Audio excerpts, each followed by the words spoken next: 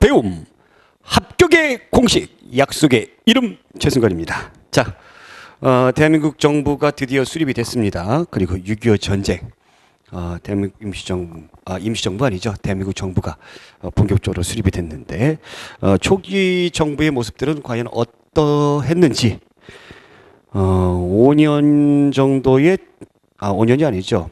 48년이니까 3년이 채 안 되는 그런 기간 동안의 활동을 하다가 6.25 전쟁이라는 현대사에서 가장 비극적인 역사를 맞이합니다. 자, 그 부분에 대해서 알아보도록 하겠습니다. 교재는 104쪽 참조를 해주시기 바라고요. 자, 우선 테마 이야기로 이 광복군에서 활동을 하셨던 분인데, 내가 조국 해방을 위해 중국에서 일본 놈과 싸울 때에도 한 번도 이런 수모를 당한 일이 없었는데 해방된 조국에서 악질 친일파 경찰손에 의해 수갑을 차다니 이럴 수가 있어. 바로 누굽니까? 약산 김원봉 선생님의 말씀입니다. 광복된 조국에서 대우를 받기는커녕 친일 경찰이죠. 노덕술에 의해서 온갖 수모를 겪었던 김원봉 선생님, 그때 하신 말씀이고, 결국에는 이런 친일 경찰들이라든가 친일파들에 의해서 이런 김원봉 선생님과 같은 분이 월북을 하셨습니다. 안타까운 우리 역사죠. 자, 그렇다면 도대체 이 노덕술이라는 사람은 과연 무엇인가? 누구인가? 그 영화 밀정에도 이제 이 사람이 아닌가라고 추정해서 이제 등장을 하긴 하는데요. 배우 이정재가 아마 이 사람 역할을 하지 않았나라고 생각을 하는데, 1920년에 순사 교접소를 나와가지고 울산경찰서 순사부장이 됩니다. 경무보로 승진하게 되고요. 경찰서의 사법주임이 되고, 그러니까 고속 승진하네요. 그죠? 일제치하에서 부산 동래고등보통학교 휴학사건. 그래서 조선인 일본 유학생의 학예 휴가를 이용해서 귀국 강연의 사건을 수사를 담당했던. 그러니까 이제 독립운동 비슷한 것은 다 얘가 열심히 수사를 했던 겁니다. 독립운동가 김재학을 고문을 취조했던 사람이고요. 그 다음에 보안과장으로 승진합니다. 어디까지 가가지고? 평안남도까지 가가지고. 점점 좀 올라가는 거죠. 자, 그러니까 중요 요직으로 이제 가고 있음을 우리가 볼 수가 있습니다. 자, 그 다음에 48년도에 광복이 됐습니다.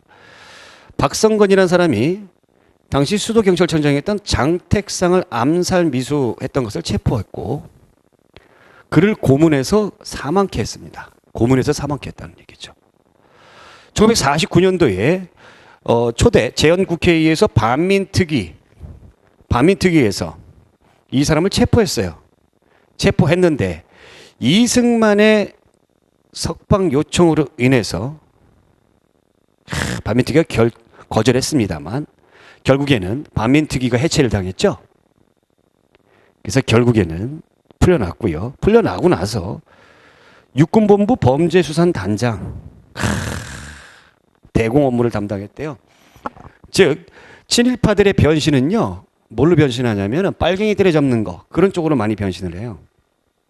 68년도에 서울대학병원에서 병사를 했습니다. 노덕술입니다. 한번 읽어보겠습니다. 김원봉을 붙잡아간 사람은 노덕술이었다. 일제 때 종로경찰서 형사로 있으면서 독립운동가들을 잡아들여 악랄한 고문을 하던 악질 친일 경찰로 김원봉 장군이 거느리던 항일결사 의열단 7가살 명단에도 올라가 있었다. 의열단에서 반드시 죽여야 될 7명의 명단에도 올라가 있었던 자였다. 김원봉이를 반드시 잡아오라고 특명을 내린 사람은 수도경찰청장인 장택상이었다. 장택상의 아버지 장승원이 군자금을 모집하던 광복회원에게 불응하다가 살해됐는데, 장택상은 이 원한 때문에 진보적 해외 지도자 김원봉을 수도청에 구금하였다는 설이 있다. 1947년 3월 22일 김원봉은 미 군정청 경찰이었던 노덕술에게 조선노동조합 전국평의회의 총파업 배후 인물로 지목되어 체포되었다. 노덕술은 김원봉을 빨갱이 두목이라고 부르며 모욕을 주고 그의 뺨을 때렸다고 한다. 그렇게 김원봉은 중부경찰서에서 구타와 고문을 당하면서 조사를 받게 되었다. 이게 광복된 우리나라의 현실이었다라는 거죠. 반면에 2차 세계대전이 끝나고 나서 프랑스 같은 경우는 어떻게 했을까요? 프랑스의 반국가 행위 처벌, 독일 치하 기간이 4년 조금 넘죠. 4년 조금 넘은데 우리는 36년간이었고요. 일반 법원에서 6만 7천여 명을 처형했습니다. 그리고 2만 7천여 명은 종신 강제 노동형을 했고요. 지방법원에서 3천여 명을 사형시켰고 시민법정에서 무려 9,500여 명을 비국민으로 판정을 시켜버렸습니다. 그러나 우리나라는, 그리고 독일과 일본이 다른 이유는 또 뭐가 있을까라는 그런 거. 독일 같은 경우 2차 세계대전이 끝나고 나서 굉장히 반성을 하는 반면에 일본은 반성은커녕 더 어처구니 없는 그런 모습들을 보이고 있죠. 왜 이 둘은 다른가? 그것을 한번 생각해보는 그런 단원이라 할 수 있습니다. 자, 대한민국 정부 수립과 6.25 전쟁 보겠습니다. 정부 수립 과정은 50총선거, 지난 시간에 얘기했던 재헌의회, 재헌국회가 50총선거를 해서 탄생을 했고, 재헌국회에서 헌법을 만들어집니다. 초대 헌법인, 그래서 7월 17일이 바로 재헌절이 되는 것이고요. 이것에 의해서 의회에서 간접선거에서 대통령이 선출이 되는데, 이 대통령이 이승만이었고 부통령이 이시영 선생님이었다라는 겁니다. 그래서 48년도 8월 15일에 초대 정부 수립을 선포하게 됐다라는 거죠. 반면에 북한 같은 경우는 임시기구인 북조선인민위원회를 수립해요. 47년도에. 그리고 부대 만들어요. 조선인민군 창설하고요. 남북협상 결렬되고 나서 그 다음에 나라를 세우는데 북한의 정식 국호 여러분들 이제 알아두셔야 됩니다. 조선민주주의 인민공화국이에요. 그래서 이제 북한 TV 보게 되면 거기 북한의 앵커들 나와서 뭐 조선민주주의 인민공화국 막 그러지 않습니까? 그렇죠? 그래서 조선민주주의 인민공화국 우리보다는 약 한 20여일 뒤에 48년 9월 9일에 수립을 한다라는 겁니다. 자, 친일파 청산의 아쉬움 보겠습니다. 반민족행위 처벌법, 우리가 줄여서 반민특위라고도 이제 하는데, 그 단체를, 이 법이 48년도 9월 20일 날 제정이 됐어요. 초대 국회에서. 그래서 단체가 만들어지는데 민족행위 특별조사위원회, 즉 반민특위가 10월 20일 날 만들어집니다. 근데 실질적으로 활동은 그 다음해인 49년 1월 달에 활동을 하는 거죠. 체포 시작합니다. 여기 보시면 이런 사람들 쭉 나와요. 최남선, 이광수, 노덕설 쭉 나오죠. 그래서 일부 친일 인사 재판과 감옥 수감을 했는데, 문제는 바로 이 사람에게 있다라는 거죠. 반민특위에서 이승만이 자꾸 압력을 하고 하니까 반민특위가 그것을 거절하고, 결국에는 국회 불합치 사건이다라는 것을 만들어가지고 너희들 공산주의자 빨갱이들 아니냐 해가지고 결국에 반민특위를 어떻게 한다? 여기 보시면 간첩행위 혐의로 체포하게 되고, 그리고 지들과 친한 사람들로 반민특위를 만들어버리고, 만들면 뭐예요? 일을 안 하니까 결국에 10월에 해산을 해버린다라는 얘기입니다. 어처구니 없죠. 숱하게 이 부분을 가르치고 있지만 그럴 때마다 더 화가 나는 부분이 바로 이 부분이 아닌가라는 생각을 합니다. 어쨌든 시험 문제에는 여러분들 이 순서와 관련된 문제가 나오고 있기 때문에 여러분들 연도까지 잘 챙겨서 순서 기억해 두시기 바랍니다. 자, 초대 정부에서 했던 농지 개혁 보겠습니다. 제가 지난 시간에도 말씀드렸습니다만 북한 지역의 농지 개혁과 그 다음에 좌우합작위원회의 농지 개혁, 그 다음에 초대 정부의 농지 개혁 내용이 다르니까 여러분들이 잘 기억해 두시라고 제가 말씀드렸죠. 자, 농지 개혁은, 북한의 토지 개혁은 공산주의니까 무상 몰수, 그냥 돈 안 주고 가져가는 거예요. 무상 분배입니다.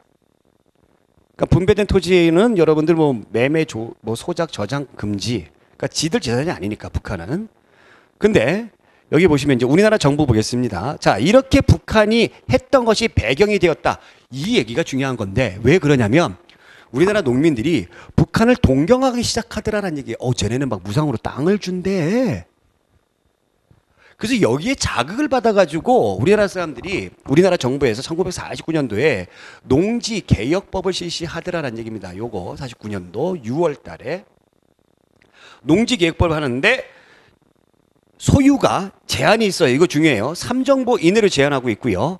그 다음에 이 농지를 어떻게 마련했느냐. 약간의 돈을 주고 사들여서 돈을 약간의 돈을 주고 분배를 한 겁니다. 이게 중요한 거예요. 그래서 이것을 실시를 농지개혁 실시를 1950년 5월에 개혁 실시했는데 자 5월 다음이 50년 5월 다음이 몇 월이죠? 6월이죠. 이 6월에 뭐가 일어나요? 6.25 전쟁이 일어나요. 그러니까 제대로 실시 못했다는 얘기죠. 자 어찌됐건 간에 전 근대적인 봉건적인 토지 제도가 사라졌다라는 얘기입니다. 전 근대적인 토지 제도인 그 지주제 이런 것이 사라졌다라는 겁니다. 한개 보겠습니다. 반민족 행위자의 토지 몰수는 제외가 됐다. 야, 이럴 수가 있습니까? 그러니까 친일파라든가 친일파의 후손들이 지금까지도 어마어마한 토지를 소유하고 있었게 된 거예요. 이때부터 우리는 얘네들의 재산을 건들지도 않았다는 얘기입니다. 그 다음에 토지를 사들였던 지가 증권 이것을 현금화해야 되는데 현금화가 어려웠다는 얘기죠. 94년도에 결국엔 폐지를 시켜버렸다라는 건데 94년도에 이런 거 챙겨 먹으세요. 자 한편 이제 1950년 6월 25일 날 6.25 전쟁이 일어납니다. 자 원인은 주한미군이 철수했어요. 왜 주한미군이 철수했느냐? 이것 때문에 그런 거죠. 에치슨 선언 때문이죠. 미국의 장관인 에치슨이 미국의 극동 방어 한계선에서 일본을 포함시키고 우리는 제외를 시켜버렸습니다. 그러니까 소수의 미국 군사 고문단만 남아있고 다 철수를 해버렸어요. 그러니까 북한 애들이 이야 신난다 했던 것이죠. 네. 그리고 소련과 중국이 북한에 대한 군사적 지원을 했고요. 자 여기서 이제 빠져있는 부분이 있는데 어떤 게냐면 우리 남한 정부에서 북한을 좀 자극을 했던 부분이 있습니다. 당시에 이승만이 계속 무력으로 통일할 것이다. 무력으로 북침해서 우리 통일할 것이다. 이런 얘기를 했어요. 그러니까 북한 애들이 그래 니네가 우리 쳐들어온다고? 좋아. 그것도 또 하나의 원인이 되었다는 얘기입니다. 북한이 남침을 합니다. 6월 25일 날 새벽 4시를 기해서 3일 만에 서울이 함락되고요. 낙동강 전선까지 우리가 후퇴를 하게 됩니다. 이때 우리가 유엔에 부탁을 해서 유엔군이 참전을 하게 되는데 유엔군이 메가더 너무너무 유명한 인천 상륙작전 9월 15일 날 그죠? 그리고 9월 28일 날 서울이 수복하게 되고 10월 1일 날 국군과 유엔군이 압록강을 38선을 넘어갑니다. 38선을 넘어가요. 네. 그래서 10월 1일이 국군의 날이에요.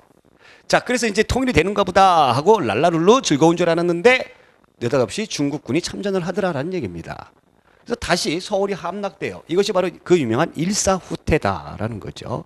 그리고 재수복하게 되고 그러면서 38선을 중심으로 해서 이렇게 교전이 계속 이어지게 되는 거죠. 소모전이죠. 소모전이에요. 그래서 쭉 이제 정전회담을 하게 되는데 정전회담. 그래서 정전회담을 하는데 여기 보시면 정전회담 과정에 거제도 방공포로 석방. 여기 이승만이 그 6.25 때 했던 것 중에 긍정적으로 평가를 받는 부분이 바로 이거입니다. 거제도에 이 공산군 포로들을 잡아놨거든요. 근데 이 공산주의를 거부하는 그 사람들은 석방을 시켜줬어요. 이거 굉장히 잘했던 부분이죠. 네, 결국에는 정전협정이 체결되는데 이것이 7월 23일 그래서 3년간의 전쟁이 끝나더라라는 겁니다. 정전이지 종전이 아닙니다. 아시겠죠? 정전이지 종전이 아니에요. 결과로는 뭐 여러 가지 뭐 다 파괴됐으니까 여러 가지 문제가 있죠. 그런데 이제 여러분들이 이게 있어요. 이승만 정부의 독재 강화. 이 전쟁이 끝나고 나서 이것을 북한도 그렇고 우리나라도 그렇고 이때 등장했던 이 지도자들이 자기네들의 어떤 권력 강화를 위해서 이용해 먹었다라는 겁니다. 이용해 먹었다. 툭하면 북한 애들 쳐들어온다. 뭐한다. 너 빨갱이 아니냐. 뭐한다. 아직까지도 있잖아요. 아직까지도. 세상이 이렇게 변했음에도 불구하고. 그러니까 이 6.25 전쟁이 얼마나 우리나라 사람들에게 지금까지도 큰 후유증이 있는지 여러분들이 생각해 보시면 되겠습니다.